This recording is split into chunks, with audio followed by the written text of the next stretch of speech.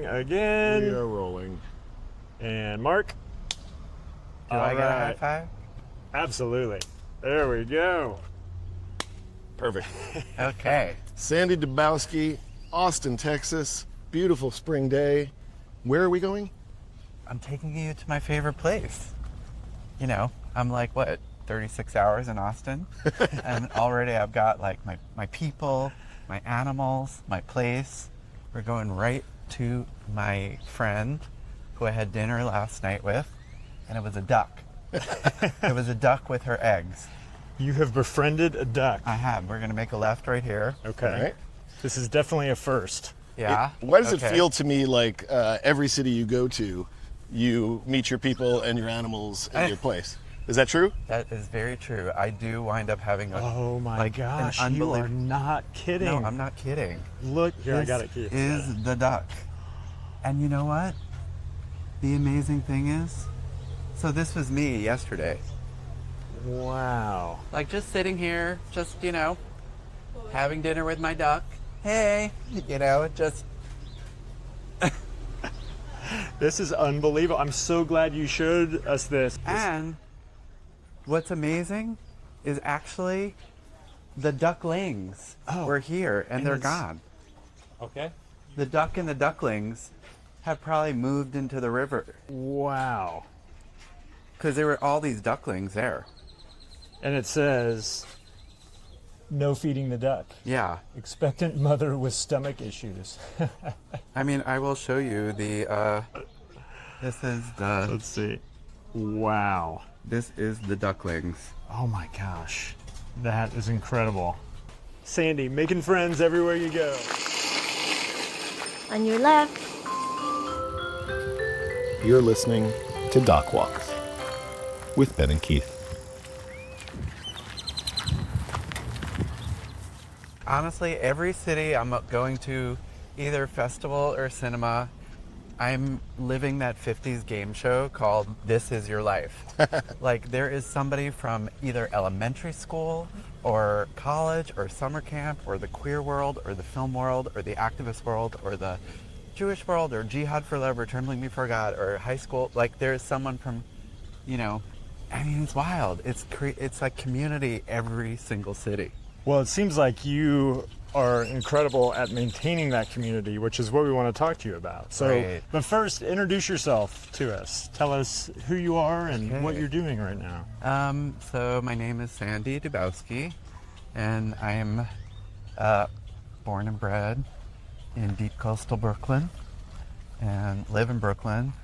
Haven't been to Austin since I opened Trembling Before God here at the Dobie Wow, the Dobie. in 2002. Oh, I love that. That theater meant a lot to me. I went to grad school at the University of Texas, and that was the art cinema. So We need to stop and talk about what we're seeing here really quickly.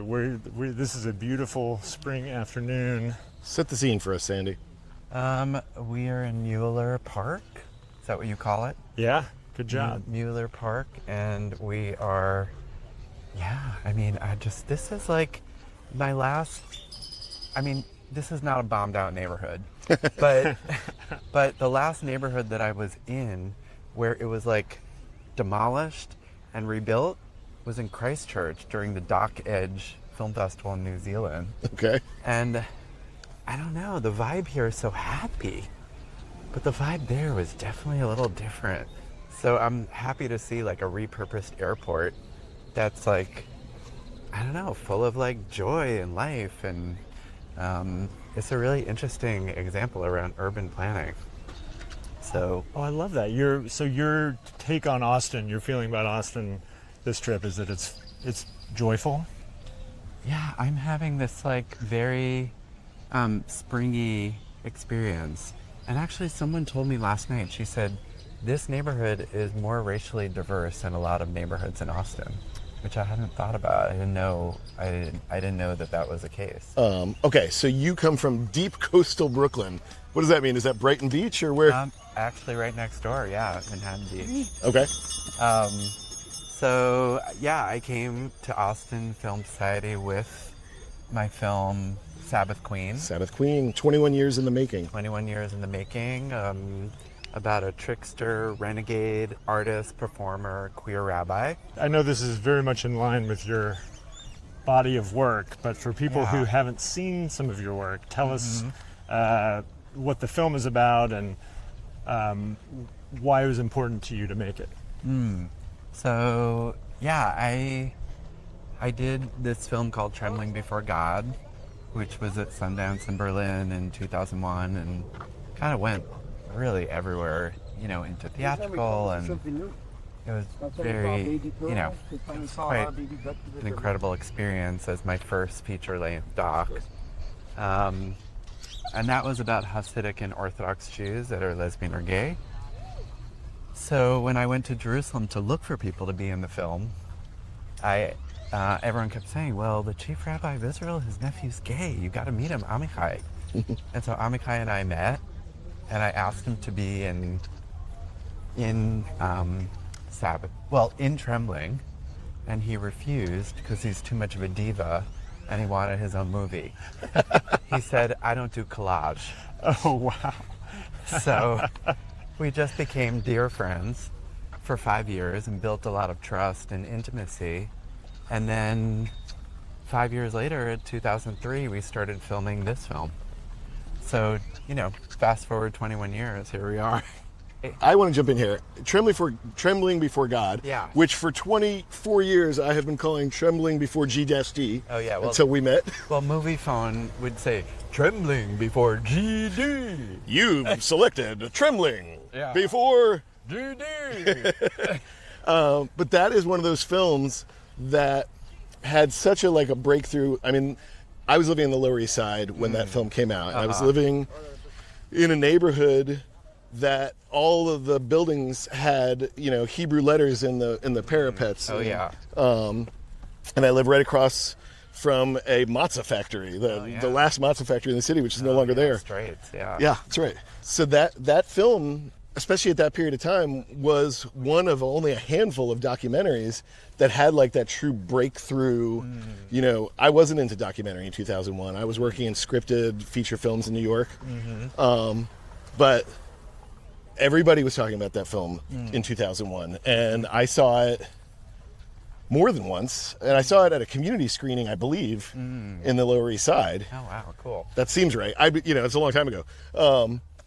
But I have such strong memories of just the access that you gained, you know, into a community that I'd been curious about but not invited into. What were you doing right before that? What got you to Trembling? So I stole my father's toupee and the family camcorder when I was 22 years old and ran it over my 88-year-old grandmother's house, who lived 5 blocks away in Brooklyn. This was after I came back from college and was living with my parents. And then my grandmother said that she was like a tomboy. She thought she was a man. She thought my father wasn't a man. It became like this gender blending tale across 3 generations because we pulled out her wigs she hadn't worn in 5 years. We'd play dress up and film each other, the toupees, everything. It was like super playtime between an 88-year-old and a 22-year-old. And all of a sudden I made this video called Tomboy Chick. I didn't go to film school. I just was playing with oral history of my family. And that video, then a programmer said, hey, we want to show it in San Francisco at Frameline. And then all of a sudden the Rotterdam Film Festival wanted to show it, and the Melbourne Film Festival, and we got a prize from the San Francisco Film Festival. And I don't know, it just it went to the New Museum, it went to the Jewish Museum, a partnership with the Getty and the Whitney. I mean, wow. I was and then it went on WNET. So I was just incredible. So you became a filmmaker. I became a filmmaker because by the accident. audience told you that you were a filmmaker. Yeah, and you know, often when we're in early stage, the question of whether we're a verb or a noun, it's do you make a film or are you a filmmaker? And it took a while for me to get from the verb to the noun. Let's go to the left. Okay. But yeah, so I think that was really my beginning. And Trembling started as a video diary for me to think, is there like Orthodox, like are there gay people in the Orthodox world? And, you know, at first it was much more like this personal question and this exploration. And then I started meeting people who were kicked out of their families and thrown out of religious schools and really in marriages, like, you know, being like closeted to their spouses. Right. So, yeah. And you were finding a lot of those people, it sounds like, enough to like motivate thinking like this is an audience that I could speak to. Yeah, and just like I had a deeper responsibility than I had originally imagined. Like these were all people who were going to tell their story to the world for the first time. This was a community that had not had a public voice. So, you know, it was very charged and very delicate. And, you know, I remember I waited like years before I even went to Orthodox rabbis to even broach these questions. And Orthodox rabbis had by and large not spoken about homosexuality in public. And if they did, it was only about sin or sickness.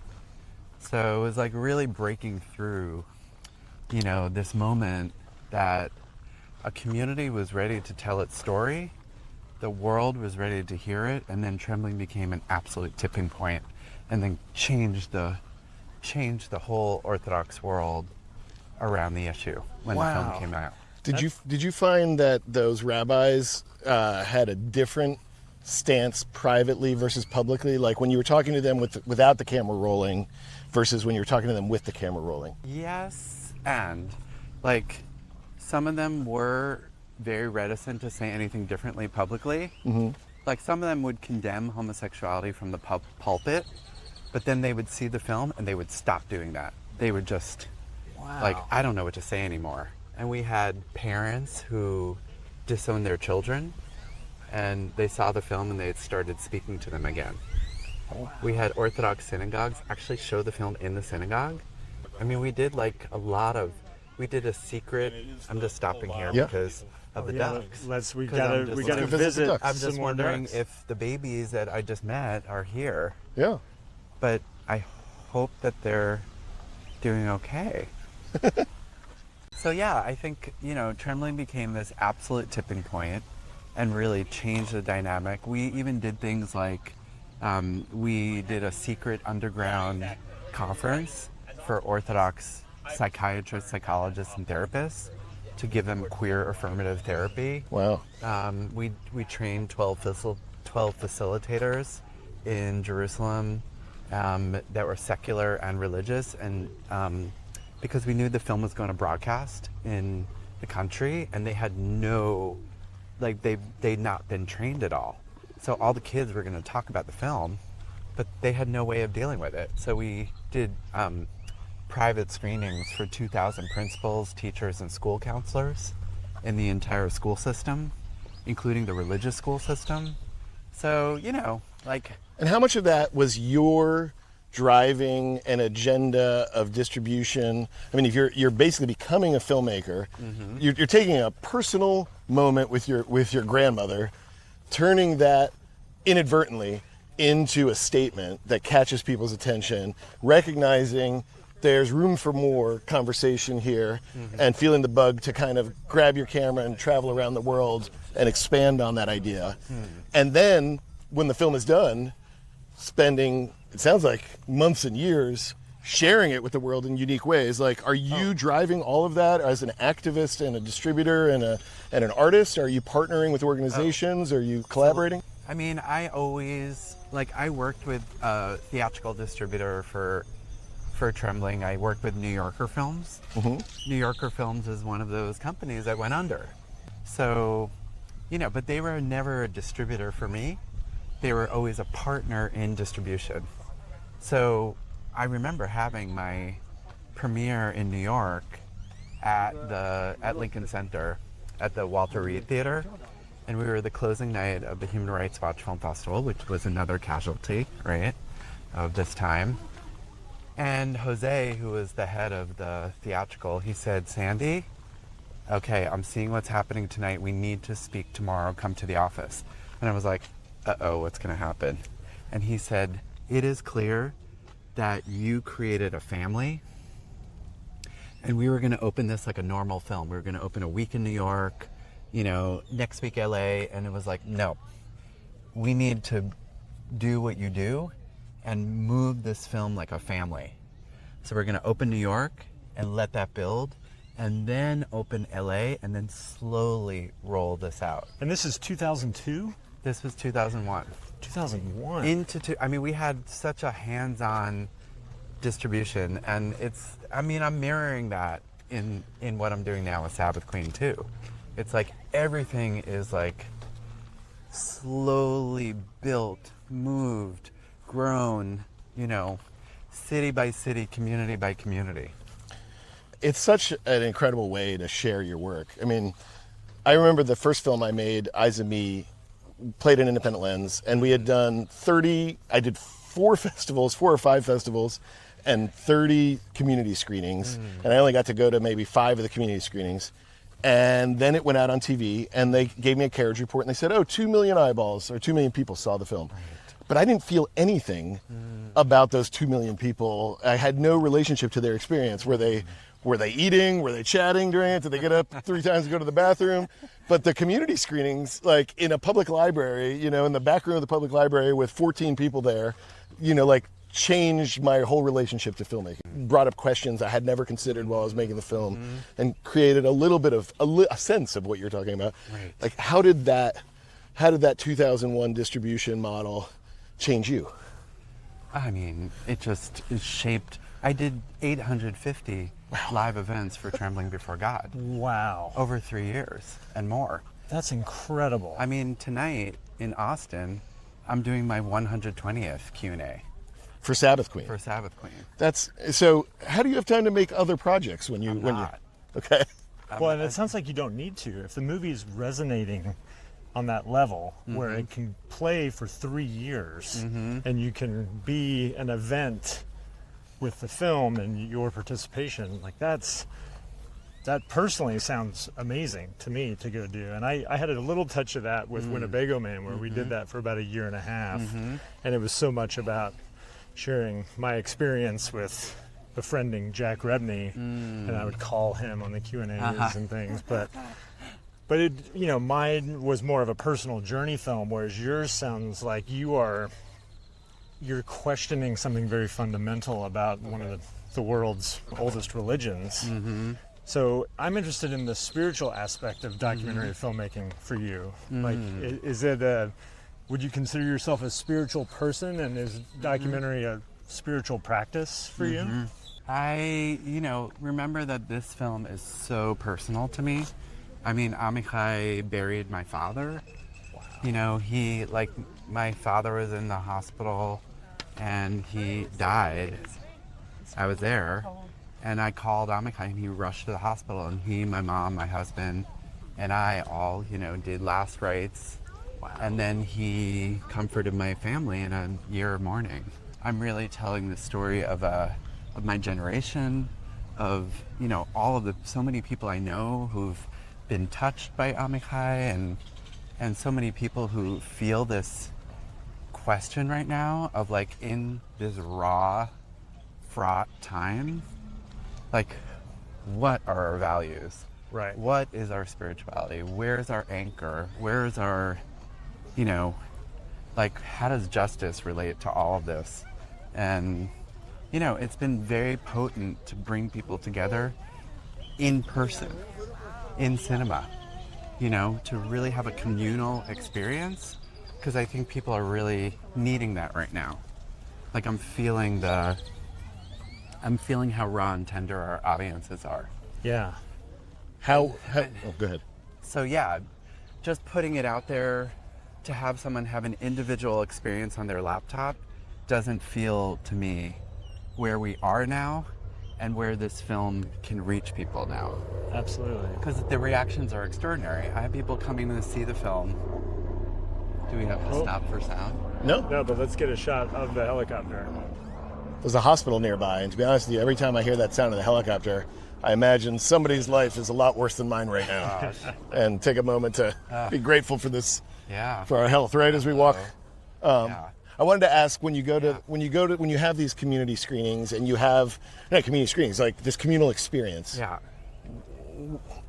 What is a moment that surprised you? What is a moment that you realize, like, oh, this is a singular moment in time, and it's part of what makes becoming a traveling salesman, so valuable? I mean, I think I've been a bit shocked by people coming to see the film, like, multiple times.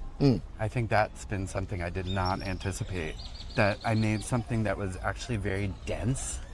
Like, people need to really chew on it and really, like, see it, get something, come back, get all these kind of other things from it, bring people to see it. Like, I had a mom who, came to IFC. We were in IFC Center in New York for like 5 weeks. So we really kept playing and playing. And then she's like, I have to come back this weekend. And she comes back with her 16-year-old and 19-year-old daughters. And the 16-year-old says, Mom, this film just changed my life. I can now imagine being a Jew. And I'm getting that, like, consistently, whether it's Jew, Catholic, Mormon, evangelical, Muslim, Buddhist, Hindu, like queer, straight, intergenerational. There's, like, the film is touching, like, in such an intense way. Like, I have 190 pages of people writing me their kind of how the film affected them. Wow. Like, I mean, we're not even at the first year. Like, I'm still just taking in the kind of enormity of what the film is doing to people. And so I really want to be there. We were just in New Mexico doing a Southwest tour. And I did Santa Fe, Taos, Fort Collins, Tucson, and Denver. And I brought Shira, who's in the film. So we created a Friday night Sabbath Queen ritual in Santa Fe. Okay. So like a Shabbat service? Yeah, but like God optional, artist driven, everybody friendly, like not your parents' or grandparents' Judaism. I had people who I knew who were native queer folks, Two-Spirit folks. I had a friend who's a Yoruba priest. I had Jews. It was like queer, straight. It was all amazing. And, we have done soul spas, like, as we moved, like, in different cities. What does that mean? Soul spas, like another kind of ritual of the Sabbath where, it's God optional, everybody friendly, artist driven. It's like contemplative, singing, conversation, like ways to spiritually come together in unexpected ways. So in that way, it does sound like, to bring it back to my question, the documentary has become like a spiritual practice for you. Yeah, and I think any form of community building, like any way that we can build community so that it's expanded cinema. It's not just a movie in a theater. There's a deep engagement, for this. Someone said that, a filmmaker came out and said, you're medicine for the moment.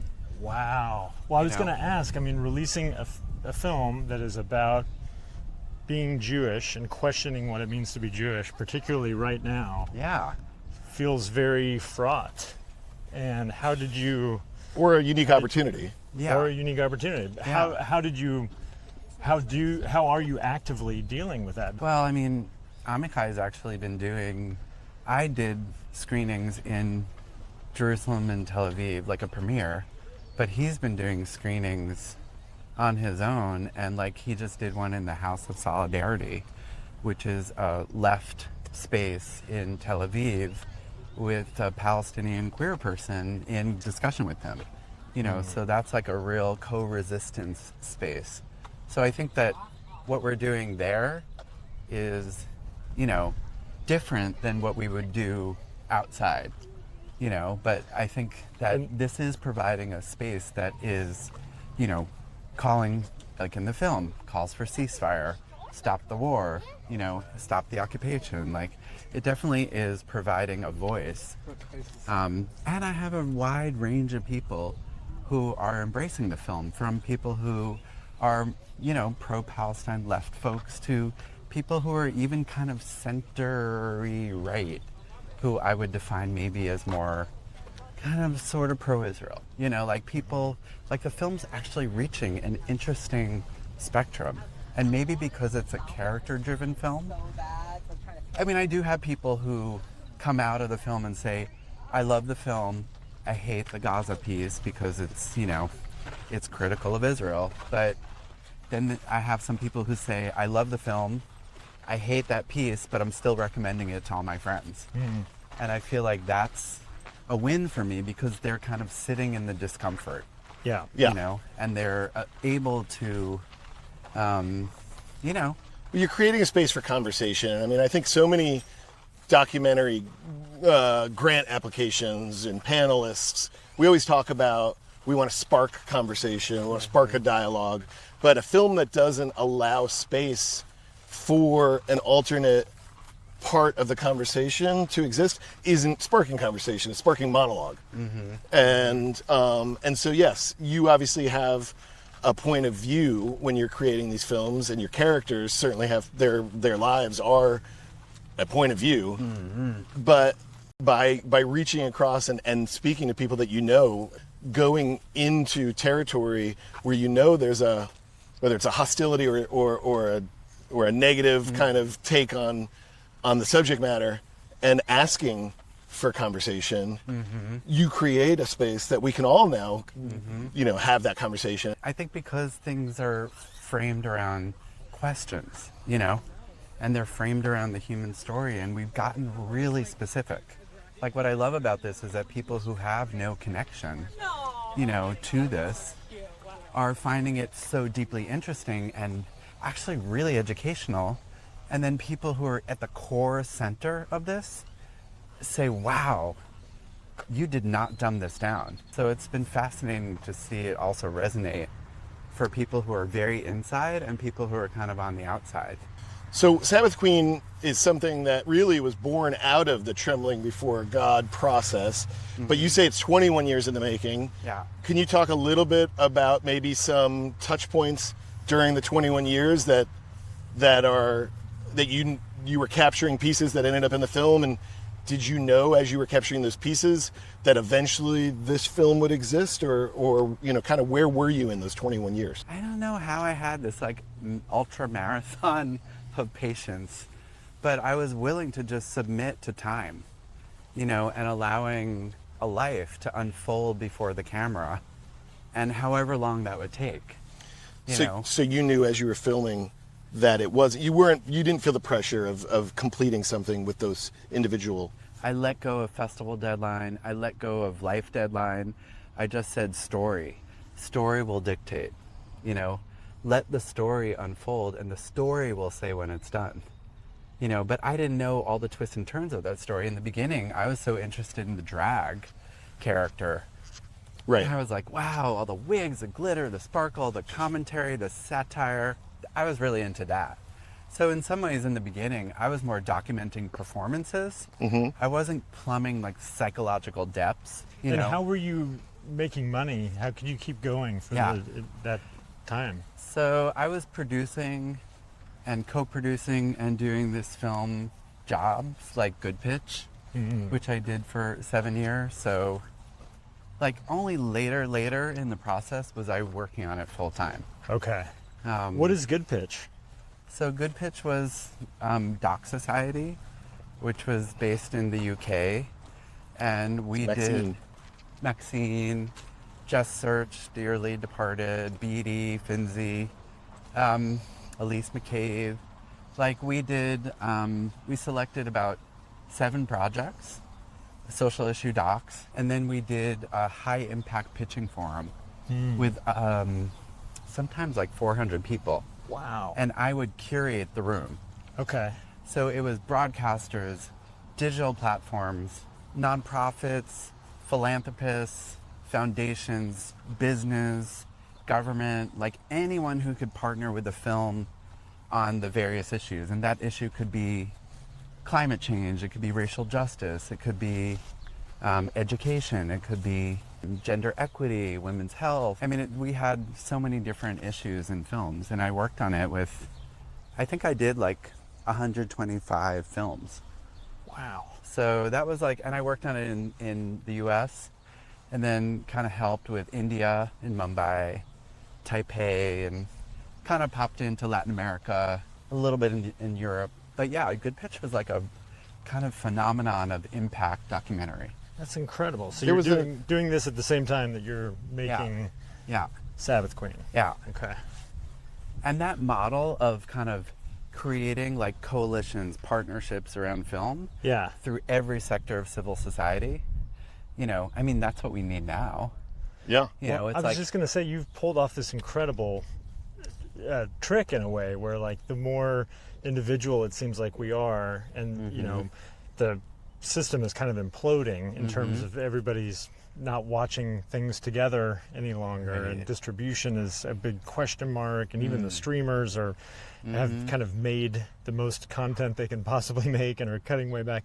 You are actually getting people to go to the theater and experience something communally, which is not really happening right now. That's amazing. We've talked a lot about like the incredible communal experience you have. Yeah. Ben and I are sufficiently jealous and envious in every way. but you can do it too. Well, we That's can the do it thing. too, and that's what I want to get It's to. like- Let's get to nuts and bolts. How does an emerging filmmaker with their Yeah. very first film, how does a couple old hands like Ben and I trying to still figure out this crazy business, how do we model after? Just modeling old hands. Yeah. how do we take a page out of Sandy's book and follow yeah. through on what you're doing so incredibly? Everyone does have relationships. People have gone to school with people. People have worked with people. People, you know, have family members. Like, I threw 15 benefit parties through the making of this film. I raised a lot of money through house parties in Boston, New York, Miami, DC, Chicago, Philly, San Francisco, LA. We did it in a way where we said, we're not going to charge a ticket. People are just going to show up. We'd have donated drink and food, hors d'oeuvres, and then we show a trailer or we show a sample reel. And then we get someone to pitch the audience and give to my fiscal sponsor, and, you know, and then follow up with them. It could mean that someone there becomes an executive producer for 50,000, 75,000, 100,000, whatever, you know, levels people set up. It could be that room of people give 100 each. Wow. You don't have to mail out invitations anymore. It's all digital. So all those house parties, I already had hundreds and hundreds of people who were invested in the film before we even came out. So when you make it and you're on a tour, then all those people want to tell their friends Yeah. to come see the movie Yeah. they've invested in. Yeah, it's thinking of this as community organizing. Like Wow. building. Put mailing lists into audience. That is the most simple thing. Every filmmaker should own their data. They should not give it to the algorithm. So I have a mailing list at every single screening. I put clipboards in audience. People sign up because they love the film and they want to keep in touch and they want to send their friends in other cities. So it's like, and I've done that from Trembling through Jihad for Love, which I produced about Islam and homosexuality with a Muslim gay director. And I did that like consistently over the span of my 30 plus years of filmmaking. Wow. So yeah, 30 years.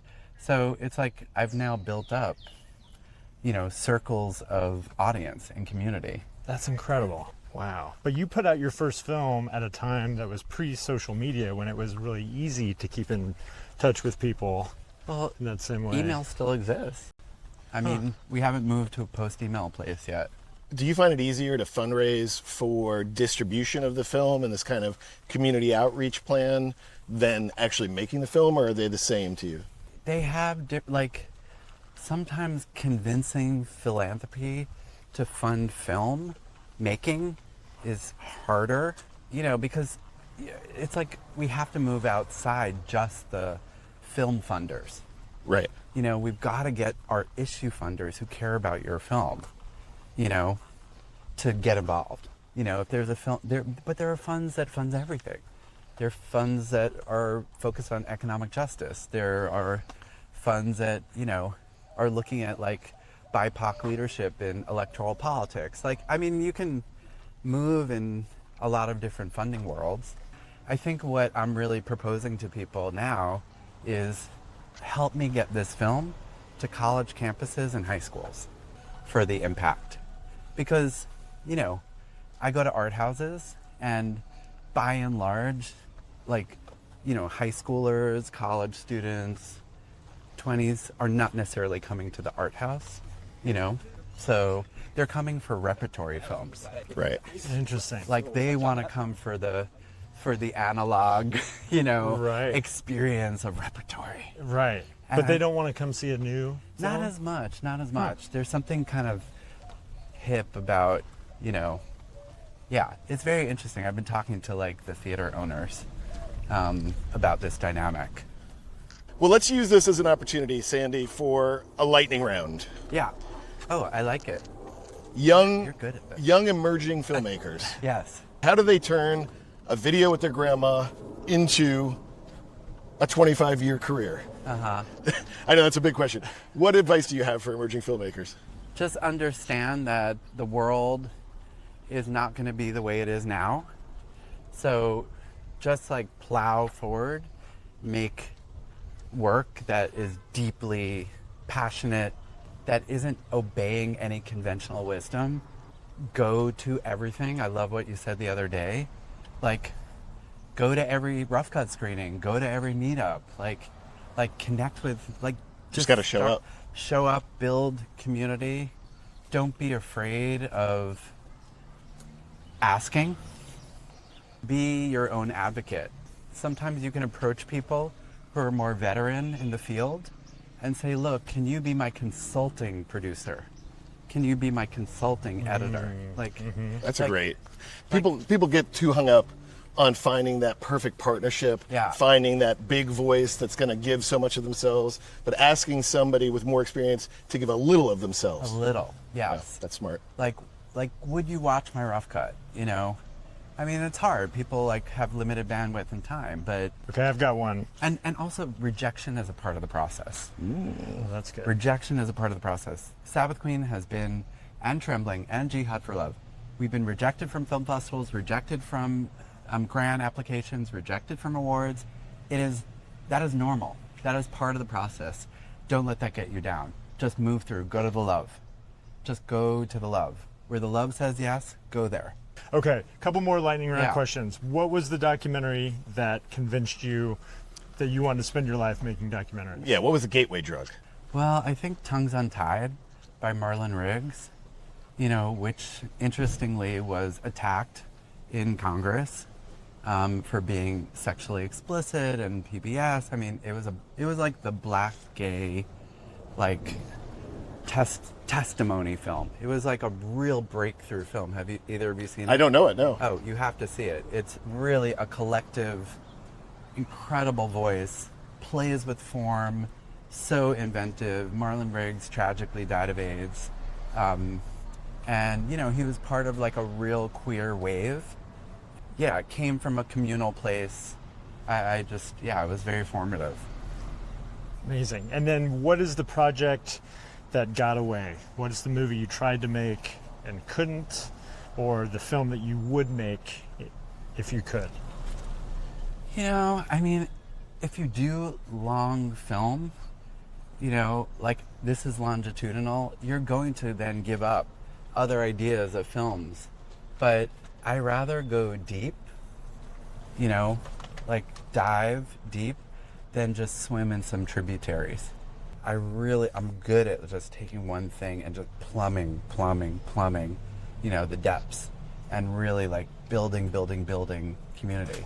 I don't know if I'm as good at just like popping from one thing to another. It's just not how I work. It's amazing. Yeah, Yeah, I can really great appreciate that. I'm the opposite, but when I hear you say that, it makes me want to dig in deeper. Every one of my films has taken longer than I intended it to, Yes. but I've never set out to make a film that played with time in the way that you do. And it gets me really excited, like where is something that, and I think it works for my like ADHD rattled, you know, like juggle is to have one or two things that you could kind of pick pieces off in between other things towards a long-term goal. Right.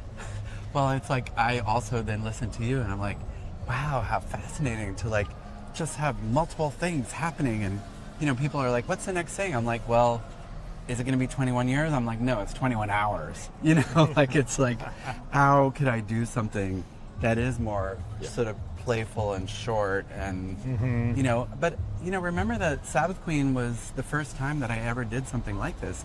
I never did a character-driven film. I always did like a chorus of voices around an issue. So, you know, it was, so it was, this stretched me as an artist.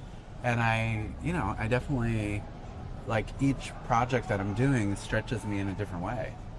Everything that you've said is inspiring me to want to go back to the drawing board on the way that I approach distribution, on the way that I approach my relationships as far as maintaining, fostering, seeding and watering that garden. Funding sources. Parties in order to fund your films. Absolutely. But also it just makes me want to... parties at your house. Well, that's right. But also, Sandy, it just makes me so excited that we're doing this podcast or that we're participating in film events because we get to meet inspiring, you know, artists like yourself that have really kind of like stretched our understanding of what this work is. So I just want to say thank you. This has been wonderful. You. Absolutely. And I'm walking away similarly inspired and thinking about things in a new way. I'm so focused on how everybody is just individually accessing documentaries and stories right now. And you're reminding me that no, people still go to the theater. They want to be involved in communal movements. And I'm really grateful for that. So thank you. And I would say support your local art house. There are 4 art house cinemas that I've been just in the past month that are expanding. They're building more screens and more theaters. There are theaters popping up in places that haven't had them. Like in Sonoma County, there's a new theater. It's incredible. Like this is actually the Pickford in Bellingham, Washington. Wow. You know, which is kind of a second home for me. Like they are expanding. The Loft Cinema in Tucson is building more screens. Like, we're talking about a thing that is, like, if we support it, it will build. Bookstores, record stores, indie cinemas. Like, there's something going on out there where people are craving authenticity. They're craving a small but personal relationship with the media and the art that they bring in. And Sandy, you're doing it. You're doing it. Providing That's right. it. So thank you and Thank keep you. going. You're doing it. Thank you, Keep doing Sandy. it. Thank you. And remind me where you're off to next. Beacon, then Long Island. And where can people see the film? So people can go to SABBATHQueen.com and there's like our list of screenings, and they can go to our Instagram, which is Sabbath Queen Film. Excellent. Cool. Put her there. Wow. Okay. Good to see you, friend. Yeah. Thank you for doing this. It was a pleasure. Yeah, same. Next time on Doc Walks, we're doing something a little bit different. Join me in a long-form conversation with San Francisco-based husband and wife filmmaking team, Amanda McBain and Jesse Moss. They are the creators behind The Overnighters, Boys State, Girls State, and they're down here in Austin presenting their newest film, Middletown, at Austin Film Society's Doc Days documentary festival. And so thanks to the Film Society for letting us tag in on the long-form Q&A that Jesse and Amanda agreed to sit for the documentary intensive lab that we put on in conjunction with Doc Days. And so anyway, it's going to be me and Jesse and Amanda. Ben's in the audience for this one. We're not walking, but we are talking.